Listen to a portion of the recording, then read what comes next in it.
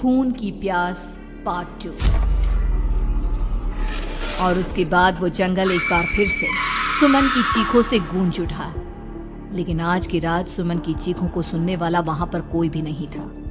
अगर वहां पर कोई मौजूद था तो बस हरिया, जो कि अब एक भेड़िए में बदल चुका था। सुमन के बालों को पकड़कर घसीटते हुए वो जंगल के बीचों बीच एक जगह पर ले जा रहा था।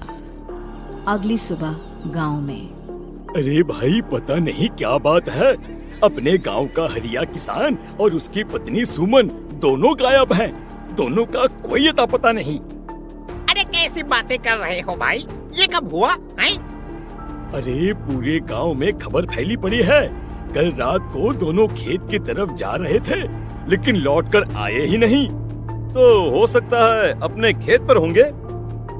पूरा गांव ढूंढ कर आया है भाई। जानते हो क्या मिला वहाँ पर? क्या हुआ भाई, क्या मिला? बताओ हमें, क्या मिला? अरे हरिया की पत्नी सुमन के कपड़े पड़े हुए थे। शरीर का एक एक कपड़ा फटा हुआ झोपड़ी के बाहर पड़ा था, लेकिन दोनों पति पत्नी का कोई पता ठिकाना नहीं था।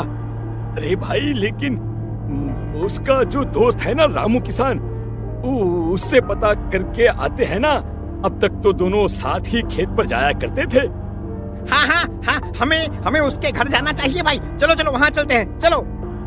वो सारे लोग रामू के घर पर पहुंचते हैं। रामू अपने घर के बाहर बैठकर हुक्का पी रहा था। आज सारे के सारे लोग टोली बनाकर मेरे घर क्यों आ रहे हैं? क्या कोई मर गया क्या भाई? अरे कैसी बातें कर रहे हो? तुम्हारा सबसे अच्छा दोस्त हरिया और उसकी पत्नी गायब है और तुम यहाँ बैठकर हुक्का पिए जा रहे हो, हैं? रामू ने अजीब सी नजरों से उन सब गांव वालों की तरफ देखा, जिसकी वजह से वो लोग एक बार के लिए डर गए। गायब है? अरे गायब नहीं है, मुक्ति मिल गई है। उन दोनों को मुक्ति मिली है। इस दुनिया में आकर हर इंसान पाप करता है और उसे उसके पापों के लिए मुक्ति मिलना बहुत जरूरी है। अरे ये कैसी बहकी बहकी बातें कर रहे हो भाई, हैं? और इसका चेहरा अजीब सा क्यों लग रहा है? लगता है दोस्त के मरने का गम बैठ गया है। पागल हो गया है शायद ये पागल। ये बात सुनते ही रामू चीख कर जोर से चिल्लाते हुए कहता है, पागल मैं नहीं हूँ, पागल तुम सब हो। और ये शैतानी जंगल अब तुम में से किसी को नहीं छोड़ने वाला, सबको खा जाएगा। याद रखना मेरी बात। शैतानी जंगल? कैसा शैतानी जंगल? लगता है रामू पागल हो चुका है। हमें यहाँ से चलना चाहिए भाई। चलो चलो चलो। तभी रामू की पत्नी बाहर आती है। नहीं, आप लोग इनकी बात का बुरा मत मानिए। 2 दिन पहले हरिया के साथ खेत पर गए थे। जब से वहाँ से आए हैं तब से ऐसी ही बातें कर रहे हैं। भगवान जाने ऐसा क्या देख लिया उन्होंने, खेत में कुछ भी बड़बड़ाते रहते हैं। लेकिन गांव के लोगों ने कमला की कोई बात नहीं सुनी और वो सब वहां से चले गए। रात अब धीरे धीरे ढलने लगी थी। तभी अचानक किसी ने धीमी सी आवाज में रामू को पुकारा। रामू, आ जाओ, मैं तुम्हारा इंतजार कर रहा हूँ। और सुनो, अपनी पत्नी को साथ लेकर आना, नहीं तो काम अधूरा रह जाएगा। ये आवाज सुनते ही रामू के चेहरे पर शैतानी मुस्कुराहट आ जाती है। वो धीमे कदमों से अपने घर के अंदर आता है। क्या हुआ? तबीयत ठीक है ना अब आपकी? मैं तुझे अपने साथ खेत पर ले जाने आया हूँ, चल। मैं तुम्हारे साथ कहीं नहीं जाने वाली। मुन्ना गहरी नींद में सो रहा है और उसे अकेला छोड़कर मैं तुम्हारे साथ खेत पर नहीं आ सकती। वैसे भी तुम्हारे उन खेतों में भगवान जाने कौन सा राक्षस घूम रहा है, मुझे तो डर लगता है। रामू गुस्से में दांत पीसता अपनी झोपड़ी से बाहर आ जाता है और कमला गहरी नींद में अपने बच्चे के साथ सो जाती है। तभी अचानक रात को रामू की झोपड़ी के ऊपर एक साया वही गाना गुनगुनाते हुए घूमने लगता है जो हरिया के मोबाइल में बजा करता था। मैं मौत हूँ, मौत हूँ, मौत जो पसरी है चारों, जो आएगी कहीं से भी निगल जाएगी सबको। मैं मौत हूँ, मौत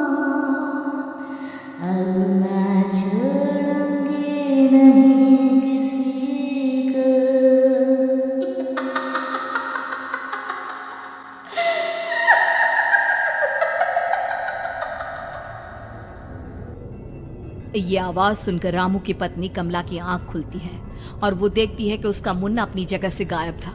कमला चीखते हुए बाहर दौड़ कर आती है। वहां पर उसने देखा कि रामू ने अपने बच्चे को झोपड़ी के बाहर एक पेड़ से उल्टा लटकाया हुआ था और उसका बच्चा चीख चीख कर रो रहा था। वहीं दूसरी तरफ एक साया बच्चे के ठीक नीचे आग जलाकर उसके चारों तरफ हैवानों की तरफ नाच रहा था। छोड़ दो मेरे बच्चे को। अरे क्या कर रहे हो तुम? शर्म नहीं आती तुम्हें अपने ही बच्चे को इस तरह मौत के हवाले करते हुए? अपना बच्चा? किसने कहा ये मेरा बच्चा है? अरे ये तो उस रामू की औलाद है, इस गांव के किसान रामू की, और मेरी दुश्मनी इस गांव के हर इंसान के साथ है। क्या? कैसी बात कर रहे हो तुम? और ये औरत कौन है? ये मेरे बच्चे को खा जाएगी। तभी अचानक से उस साया ने एक बेहद खतरनाक दिखने वाली औरत का रूप ले लिया और उसकी आंखों से आग निकल रही थी। सही पहचाना तूने, मैं तेरे बच्चे को खा जाऊंगी। अगर तू अपनी इस हैवान पति रामू के साथ जंगल नहीं आई तो मैं तेरे बच्चे को खा जाऊंगी। लेकिन क्यों? आखिर क्या चाहती हो तुम मुझसे? मुझे जंगल क्यों ले जाना चाहती हो? औरत बुरी तरह से ठहाके मार मार कर जोर जोर से हंसने लगी और साथ में रामू भी। ये तो तुझे वहाँ चलने के बाद ही पता चलेगा ना। अगर तू नहीं आई तो थोड़ी देर में तेरा ये बच्चा आग में जलकर मर जाएगा। चल जल्दी। नहीं, मेरे बच्चे को छोड़ दो। तुम जहाँ कहोगे मैं तुम्हारे साथ चलने के लिए तैयार हूँ। और उसके बाद उस बच्चे को झोपड़ी में लिटाकर आगे आगे वो साया चल रहा था और उसके पीछे पीछे रामू अपनी पत्नी के बाल पकड़कर उसे घसीटते हुए जंगल की तरफ ले गया। जंगल में जाने के बाद, कितनी खूबसूरत हो तुम। आज की रात बस तुम और मैं एक दूसरे के साथ रहेंगे। मुझे तुमसे बहुत डर लग रहा है।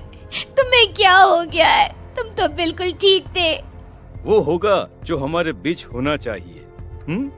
तो आओ अपने आप को मेरे हवाले कर दो। कमला ने डर की वजह से अपनी दोनों आंखें कसकर बंद कर ली थी। रामू ने बुरी तरह से चीख कर कमला से कहा, आंखें खोलो अपनी और मेरी तरफ देखो।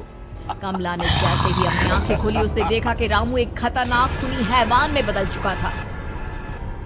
कौन हो तुम? जाने दो मुझे। क्या चाहते हो मुझसे? वही जो एक आदमी एक औरत से चाहता है। मैं तुम्हारा पति रामू नहीं, बल्कि इस जंगल का एक भेड़िया हूँ, और आज की रात तुम्हारे खून से अपनी प्यास बुझा जाऊं। और उसके बाद वो जंगल कमला की दर्दनाक चीखों से गूंज उठा। अगली सुबह कमला के कपड़े भी जंगल में उसी तरह पाए गए जैसे कि सुमन के पाए गए थे। इस घटना के बाद पूरे गांव में दहशत का माहौल था। अपने माँ बाप की मौत और गांव में हो रहे इस तरह की घटनाओं की खबर सुनकर किशन शहर से गांव लौट आया था। अपने माँ बाप की बेदर्द मौत की वजह से वो बहुत परेशान था।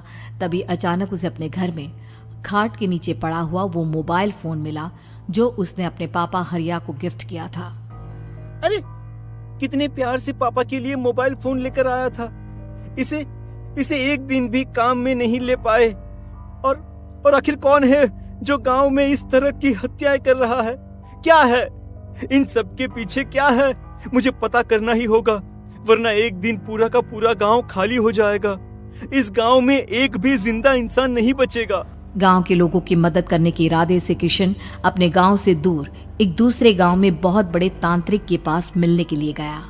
तांत्रिक बाबा, अब आप ही कुछ उपाय बता सकते हैं। भगवान जाने हमारे गांव को किसकी नजर लग गई है। नजर नहीं लगी है, किसी ने तुम्हारे गांव को बद्दुआ दी है। किसी सताई हुई आत्मा का प्रकोप है और अब वो पूरे गांव में किसी को नहीं छोड़ेगी जब तक उसकी आत्मा को शांति नहीं मिल जाती। अरे लेकिन ऐसा कौन है बाबा? किसकी आत्मा है और कैसे मिलेगी उसे शांति? मौत है मौत, कहीं से भी आएगी और सबको निगल जाएगी। इससे बचने का सिर्फ एक ही उपाय है, लेकिन उस उपाय को करना आसान नहीं होगा। जो भी उस उपाय को करने की कोशिश करेगा उसकी जान जा सकती है। भले ही मेरी जान चली जाए, लेकिन मैं अपने गांव के लोगों की जान बचाने की पूरी कोशिश करूंगा बाबा। तो ठीक है, फिर अगली अमावस की रात जैसा मैं कहता हूँ वैसा ही करना। अमावस की रात तांत्रिक के बताए अनुसार किशन अपने साथ केरोसिन लेकर जंगल की तरफ चल पड़ा। उसके हाथ में देवी के मंदिर का सिंदूर भी था। किशन जंगल के बीचों बीच पहुंचा। ये देखकर उसकी आंखें फटी की फटी रह गई। वहां एक उबलते पानी का तालाब था और कई लोगों की लाश लटक रही थी। किशन के माँ बाप की लाश भी वहीं थी। माँ, बापू, क्या हो गया? ये क्या हो गया? तभी वहां पर एक औरत और आदमी आते हैं। उन्हें देखकर किशन चौंक जाता है। गोपाल काका, आपकी तो 5 साल पहले मौत हो गई थी। और निर्मला काकी, आप? मौत तो हो गई थी, लेकिन तुम ये नहीं जानते कि हमारी मौत कैसे हुई थी। क्या कहना चाहते हैं आप? कुछ नहीं, बस ये जान लो कि अब इस गांव में कोई जिंदा नहीं बचेगा। लेकिन क्यों काकी? क्योंकि 5 साल पहले इन गांव वालों ने मुझे डायन बताकर पत्थर मार मार के मार डाला। मेरी कोई गलती नहीं थी। गांव का एक बच्चा क्या लापता हुआ, सारा इल्जाम मेरी पत्नी पे डाल दिया। और जब मैंने निर्मला की जान बचाने की कोशिश की तो मुझे भी मार डाला। आपके साथ ये बहुत गलत हुआ काकी, लेकिन आप जो कर रहे हैं वो भी सही नहीं है ना? तुम यहाँ से चले जाओ वरना तुम भी नहीं बचोगे। हमारी आत्मा पिछले 5 साल से मुक्ति के लिए भटक रही है। चले जाओ यहाँ से। मौका देखकर किशन सिंदूर उन दोनों के ऊपर डाल देता है। उनका शरीर जलने लगता है और वो भयानक तरीके से चिल्लाने लगते हैं। अगले ही पल किशन उनके ऊपर केरोसिन डाल देता है और वो दोनों जल जाते हैं। किशन अपने माँ बाप और दूसरी लाशों का अंतिम संस्कार करवाता है और अपने घर लौट आता है। लेकिन वो अभी भी इस बात से अनजान है कि मोबाइल अभी भी बज रहा था। मैं मौत हूँ, मौत